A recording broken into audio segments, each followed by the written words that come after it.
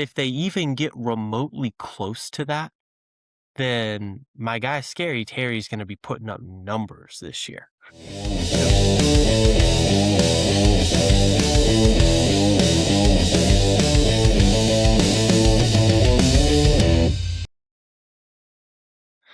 Welcome back to the desk. Welcome back, baby. It is My Guy Monday. Yes, it And is. I think on the docket this week, we got a couple of receivers who popped off in previous years and had just terrible seasons last year that at least we think could be pretty good market buys, especially if the people selling are a little fed up with them. So, Yeah, I think market price would say that people are a little bit low on these guys. mm, You don't want to reach back into the distant past and say, oh man, Cooper Kupp's going to bring it back, Triple Crown winner, or anything like that. But to me, spoil it if the thumbnail hasn't already. Brian Thomas Jr.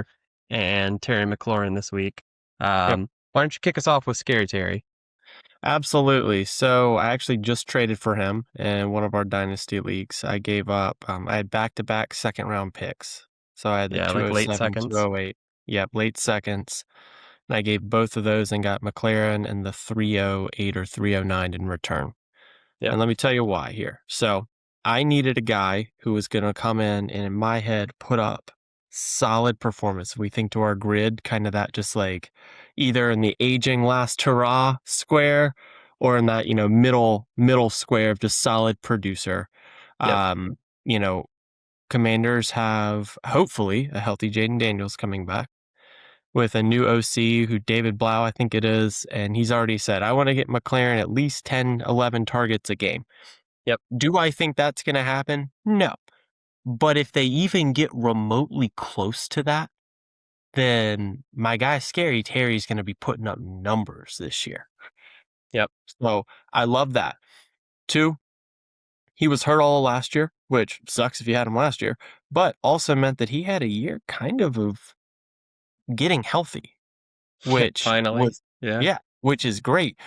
And there's no contract dispute this offseason, so I fully expect him to be a part of workouts, training with the team, making that hamstring injury or quad injury early in the year a lot less likely. He's going to be more in football shape and ready to go coming in. So I like this pick. I like this trade for me. I think he is a buy low candidate right now. And for teams who this particular team is a contender, if you haven't checked out our previous video, you can actually see a breakdown of this team. And one of the things we talked about was getting 1 or 2 more guys who are just those consistent point scorers. I feel like I got one here. Yeah, very nice. I think he's there with DJ Moore, Mike Evans, Michael Pittman in my mind as like clearly older guys, Yep. at the end of their prime or past their prime, but they're the number one target on their offense. They're going to score points. Yep. They're going to lose value between now and next season, pretty much regardless of how they play. But if they win you a championship, then who Who cares? Because cares? they're a 8th, 9th, 10th, 11th, 12th round pick. So Mhm. the amount of value share they're taking up on your team is already so low. You're okay if he goes from a 10th round pick to a 13th round pick. Yeah. It's not going to end your team. You No. don't want to draft first round players or second round players that fall to the 6th round. Right. Speaking of Brian Thomas Jr. Uh, Crazy. That was incredible. yeah. Yeah, I mean, look, there's an obvious case against BTJ. He scored less than 10 points per game last season, and Travis Hunter was hurt. So he had absolutely no target competition. Healthy Trevor Lawrence, who's actually playing the best football of his career. Mhm. Jags offense looked good, and BTJ sucked. So why are we interested? Well, he's a 6th round price now. I think he's wide receiver or player like 62, 65, something like Mhm. that on Keep Trade Cut.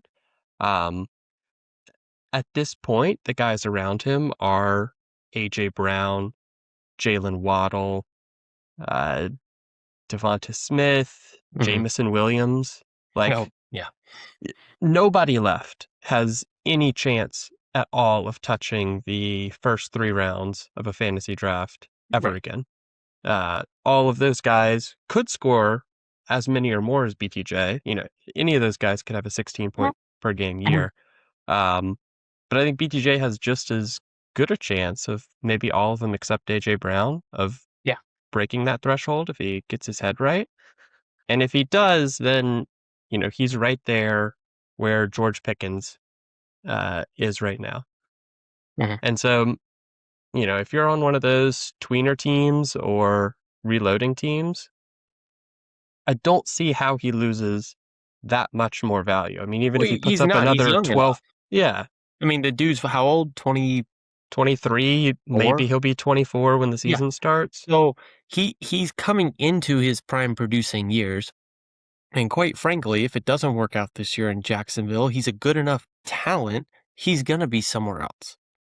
And maybe in a different situation, it works out for him. So I agree with you. If you're in that tweener space, or you're in a rebuilder, especially, and you can give up an older guy or give up something that isn't really going to help you this year, but you can get a young BTJ who, yeah, he was a freaking high first or high second, or not high first, low first, high second, mid second round pick last year. Yeah. I mean, dude's got talent. Yeah, we can't ignore that he put up, 1,400 yards as a rookie. Mhm, It's like him, Jamar Chase, Malik Neighbors, Justin Jefferson that have done this. And, mhm, he did leave some serious doubts that maybe he has that ceiling after last season, but he doesn't have to return on value. And I just think you're buying him so close to his floor. I mean, how bad of a season would he have to again score 8 or 10 points per game?